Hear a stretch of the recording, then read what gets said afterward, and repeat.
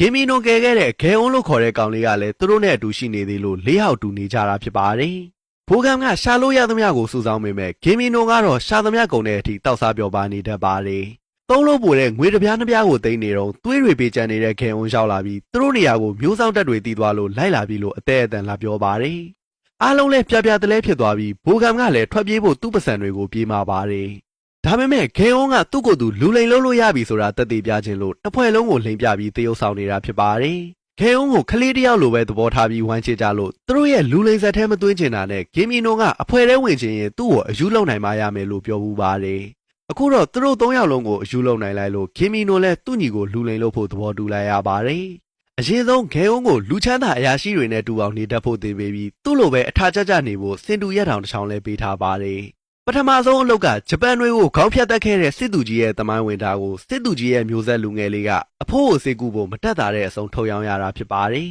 ။ဒါကိုအောင်မြင်မြင်လိန်ရောင်းနိုင်ခဲ့လို့ဂဲအုံးကအရန်ပြောနေပါတယ်။ရှားတဲ့ပတ်စံတွေကိုမသုံးပဲပတ်စံအများကြီးရတာနဲ့တရုတ်မှာရောင်းစားခံထားရတဲ့သူတို့လူမျိုးတွေကိုပြန်ဝယ်ဖို့မျှော်လင့်ချက်နဲ့စုထားပါတယ်။တရားမှာတော့ဂေမီနိုကသူတို့ရဲ့နောက်လုံးမဲ့အလုပ်ကိုဗျူဟာချပြီးသွားပါတယ်။မြို့ထဲမှာဆေးရွက်ကြီးကအရန်စေးကောင်းနေပါတယ်။အကောင်းဆုံးဆေးရွက်ကြီးတွေကိုပြည်တွင်းမှာမသုံးပဲတရုတ်ကိုတင်သွင်းလို့အဲ့ဒါတွေကိုသာခိုးနိုင်ရင်ဘရင်အမန္တာတိုက်ကခိုးထားတဲ့ရွှေထက်သုံးဆပိုရမှာဖြစ်ပါတယ်။တနိုင်ငံလုံးကဆေးရွက်ကြီးကုန်သွယ်ခွင့်ကိုအမတ်စောတယ်အောင်တဝူတွေကချုပ်ကင်ထားပါတယ်။သူတို့ကမနက်6နာရီဆိုအိမ်ကစားထွက်စားနေကြဆိုင်မှာမနက်စာစားပြီးတာနဲ့ဆေးရွက်ကြီးကိုတော့မှတနေ့ကုန်အလုပ်လုပ်ပါတယ်။အလုပ်ပြီးရင်တော့စောင့်ကြမြိုင်မှာတောက်စားပြီးမှပြန်လေးရှိပါတယ်။ဆေးရွက်ကြီးကိုတော့ကိုဘိုးကမ်ကတွားချောင်းပြီးအဆောင်တွေများလုံးလို့ခိုးဖို့မဖြစ်နိုင်ဘူးလို့သတင်းပြန်ပေးပါတယ်။ကိုရောင်ထဲကိုဝင်ဖို့ဆိုစောတယ်ရောင်ကိုယ်တိုင်ထုတ်ပေးတဲ့ဒစိကောင်းလို့ပြီးဒစိကောင်းရဖို့ကဘရင်ခိုးတာထက်တောင်ခက်တယ်လို့ဘိုးကမ်ကပြောပါတယ်။